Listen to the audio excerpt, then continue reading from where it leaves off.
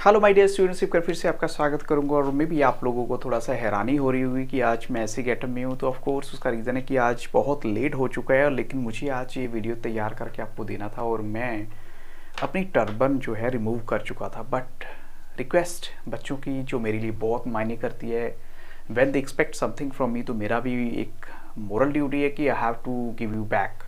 तो आज की वीडियो का टॉपिक है कैश फ्लो स्टेटमेंट के ऊपर। यानी अगर आपका, क्योंकि अकाउंटिंग क्लास 12th में बड़ा कॉमन सा टॉपिक और बहुत इंटरेस्टिंग तो नहीं कहूँगा, लेकिन ऑफ कोर्स जो बच्चे करते हैं उनको इंटरेस्ट आए, that is a different thing. But anyway, मैं without wasting too much time यही कहूँगा कि इस टॉपिक पे रिलेटेड क्या क्वेश्चन पूछे जा सकते हैं, तो वो क्वेश्चन आपके साथ डिस्कस करना चाहता हूँ। तो यहाँ पर फर्स्ट क्वेश्चन देखिए कि सबसे पहले तो आपका एग्जामिनर आपसे यही पूछ सकता है कि वाइवा में बताइए बच्चों की कैश फ्लो स्टेटमेंट होती क्या है। ऑफ कोर्स हम एक जैसे बिल निकलवाते हैं तो कैश फ्लो स्टेटमेंट में क्या होगा, जो पैसा आया गया उसका पूरा हिसाब होता है। तो यहाँ पर इसको हम अकाउंटिंग की लैंग्वेज में कैसे बोलेंगे, तो it is a statement of inflows. Inflows मतलब सोर्सेस, आउटफ्लोज यानी uses of cash and cash equivalents या कैश से रिलेटेड जो चीज़ें होती हैं during the particular period of time. जैसे कि इससे पहले एक मैंने वीडियो दिया था, उसमें आपको बताया था कि हमारा अकाउंटिंग ईयर कौन सा होता है, तो वो क्वेश्चन भी जो है आपके लिए हेल्पफुल होंगे। तो ये थी हमारा फर्स्ट क्वेश्चन, ये हमारी है कैश फ्लो स्टेटमेंट क्या होती है। इसी से रिलेटेड हमारा नेक्स्ट क्वेश्चन है कि under which accounting standard cash flow statement is prepared. ऐसा कौन सा अकाउंटिंग स्टैंडर्ड है जिसके अंडर कैश फ्लो स्टेटमेंट को प्रिपेयर किया जाता है। तो यहाँ पर एक क्वेश्चन आपके सामने गिवन है अकाउंटिंग स्टैंडर्ड वाला, तो ये आ जाएगा अकाउंटिंग स्टैंडर्ड 3 रिवाइज्ड भी साथ में आपने बोलना है। अकाउंटिंग स्टैंडर्ड 3 रिवाइज्ड के तहत इसको प्रिपेयर किया जाता है। 2 ऑब्जेक्टिव बता दीजिए कैश फ्लो स्टेटमेंट के, सीधा क्वेश्चन है आपके लिए। तो सबसे पहला आपने बोला है कि to provide information regarding sources and uses of cash from operating, investing and financing activities separately. सभी जो एक्टिविटीज है वहां से सोर्सेज को भी, और दूसरा आपका जो यूजेस ऑफ कैश है, तो दोनों को ही आपने बताना है। और दूसरा इसमें पॉइंट दे सकते हैं to highlight change in cash position.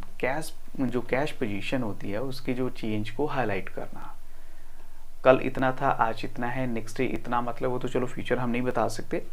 Next question है the one limitation of cash flow statement. अब कैश फ्लो स्टेटमेंट की एक लिमिटेशन भी, अगर हम कहीं एडवांटेज में, चलो ठीक है हमें सब कुछ पता लग रहा है तो क्या बुराई है, लेकिन इसकी कोई लिमिटेशन भी है, तो ऐसा क्यों और क्या है वो लिमिटेशन। तो यहाँ पर इन्होंने बोला है it ignores non cash transactions जैसे कि issue of shares against purchase of fixed assets और conversion of the debentures into shares. अब ये थोड़ा सा आपके लिए टिपिकल हो जाएगा, लेकिन क्वेश्चन जानने के बाद आपके लिए आंसर को आइडेंटिफाई करना बड़ा इजी होता है। कि देखिए इसकी जो सबसे बड़ी लिमिटेशन क्या होती है कि जो नॉन कैश ट्रांजेक्शन्स हैं, बड़ी जो जानी मानी कैश ट्रांजेक्शन्स हैं, ट्रांजेक्शन्स का मतलब क्या होता है, जैसे सपोज पैसा दिया या लिया वटेवर, जैसे शेयर इशू कर दिए against purchase of fixed assets, कहते हैं उसको तो इग्नोर ही कर देती है। तो ये इसकी सबसे बड़ी लिमिटेशन हो जाती है। नेक्स्ट क्वेश्चन है when does cash flow arise. Cash flow कब अराइज करता है, अराइज का मतलब बढ़ता है, लाइक तो when the net result of transaction is either increase और डिक्रीज इन कैश और कैश इक्विवेलेंट्स। या तो इंक्रीज बढ़ता हुआ, डिक्रीज कम होता हुआ कैश में या कैश के इक्विवेलेंट, तो तब हम कहेंगे जो कैश फ्लो है वो राइज हो रहा है, ज़्यादा हो रहा है। नेक्स्ट क्वेश्चन है what is meant by cash equivalent. तो इक्विवेलेंट वैसे तो होता है बराबर होना, कैश के बराबर की चीज़ें क्या हो सकती हैं, तो यहाँ पर हम कहेंगे these are short term highly liquid investments that are readily convertible into known amounts of cash and which presents insignificant risk of changes in their values.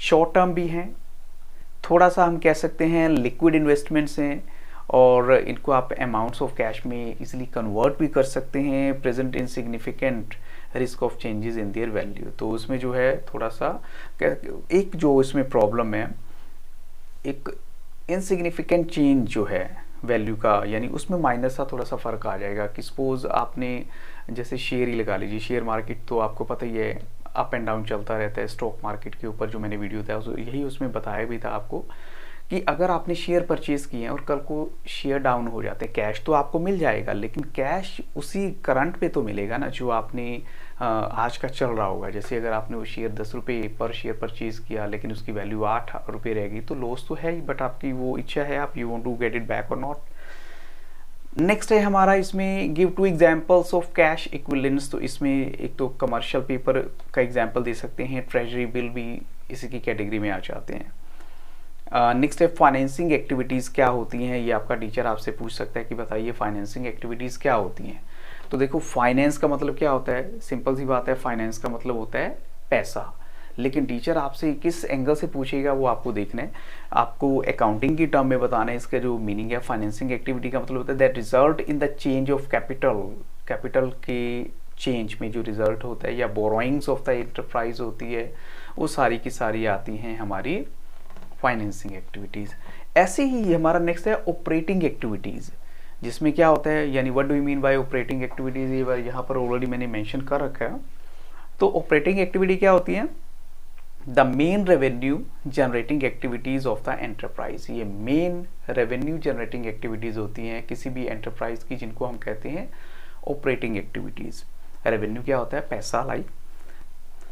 Next है इन्वेस्टिंग एक्टिविटीज, इन्वेस्ट करना। इन्वेस्ट करेंगे आप purchase के लिए किसी भी चीज़ को, जैसे फिक्स्ड असेट्स होते हैं, बिल्डिंग हो गई, लैंड हो गया, व्हाटएवर, है ना। तो इसमें the purchase and sale of long term assets and these assets also include the purchase and sale of such investments which are not included in the cash equivalents. कहते हैं इसमें ये वो चीज़ें भी होती है जो कैश इक्विवेलेंट्स में काउंट नहीं होती, तो उस कैटेगरी में हम इसको रखते हैं। अब नेक्स्ट इसमें है जैसे इश्यू ऑफ प्रेफरेंस शेयर है, वो किस तरह की एक्टिविटी काउंट हो जाएगी। अगर प्रेफरेंस शेयर इश्यू किए गए हैं तो this is a what kind of activity, financing activities आ जाएगी।